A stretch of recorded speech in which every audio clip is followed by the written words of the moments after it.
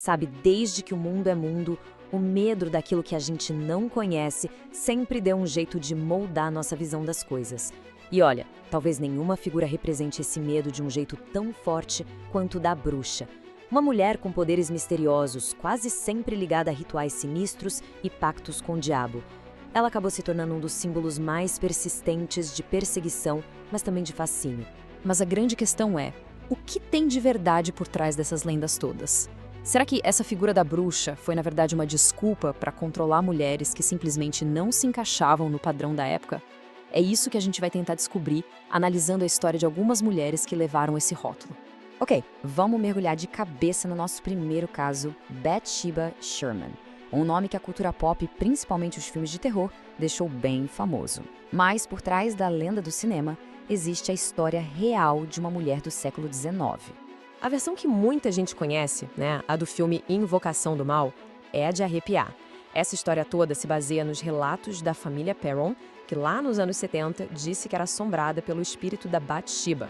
Nessa versão, ela é uma satanista cruel que amaldiçoou a Terra.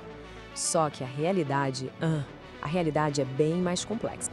E é aqui que o contraste entre o mito e o que realmente aconteceu fica gritante.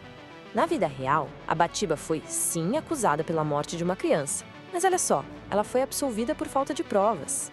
Ela não era satanista. Era uma mulher que virou alvo de fofoca e suspeita na comunidade.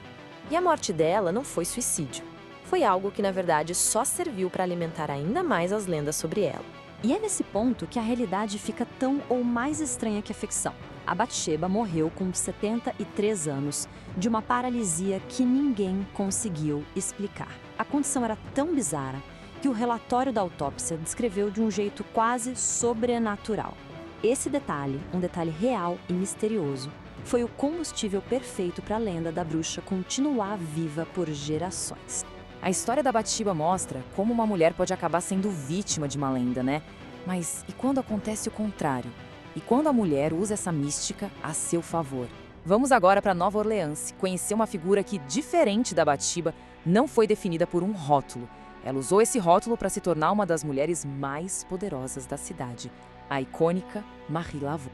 Mas antes de tudo, é muito importante a gente entender o contexto. O voodoo, que muitas vezes é pintado como magia negra por aí, é na verdade uma religião legítima. Os rituais da Marie Laveau eram uma mistura de práticas africanas e católicas, e foi justamente isso que a ajudou a ganhar a confiança de gente de todas as classes sociais. Longe de ser alguém que vivia à margem, a Marie Laveau era uma peça central na sociedade de Nova Orleans. Ela trabalhava como cabeleireira, o que, pensem bem, dava a ela acesso a todo tipo de informação e aos segredos de clientes ricos e pobres. Essa habilidade de transitar entre mundos diferentes, dos ricos e dos pobres, do catolicismo e do voodoo, foi a grande chave do seu poder. Assim como no caso da Bathsheba, a morte da Marie Laveau também foi um prato cheio para o mistério. Ela faleceu em 1881, mas as pessoas juravam que continuavam vendo ela pela cidade. A teoria mais aceita hoje pelos historiadores é que a filha dela, que também se chamava Marie, simplesmente assumiu seu lugar para manter viva a lenda da imortalidade da mãe. Um jeito de consolidar o legado dela como a eterna rainha do voodoo. Agora, vamos para o que talvez seja o episódio mais infame de perseguição a bruxas na história americana. Os julgamentos de Salem, em 1692. Um caso que mostra de forma brutal como o medo e a paranoia podem levar a consequências simplesmente trágicas. 20. Esse foi um número de pessoas executadas. É um número que, por si só, já choca. E ele nem inclui as pessoas que morreram na prisão, esperando o julgamento. Isso dá uma dimensão da escala mortal da histeria que tomou conta daquela comunidade. No centro dessa explosão de pânico, a gente tem duas figuras principais.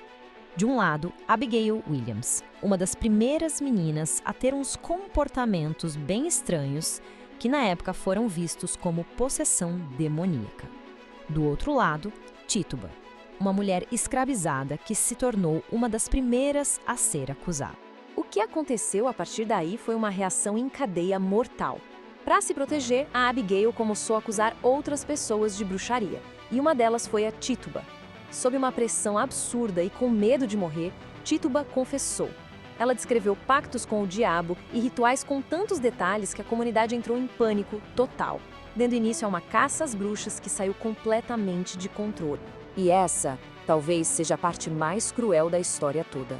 Hoje, a confissão da Tituba não é vista como prova de bruxaria, mas como um ato de puro desespero para sobreviver. A lógica em Salem era perversa. Se você negasse as acusações e dissesse que era inocente, você ia para a forca. Ao confessar, mesmo não tendo feito nada, Tituba salvou a própria vida.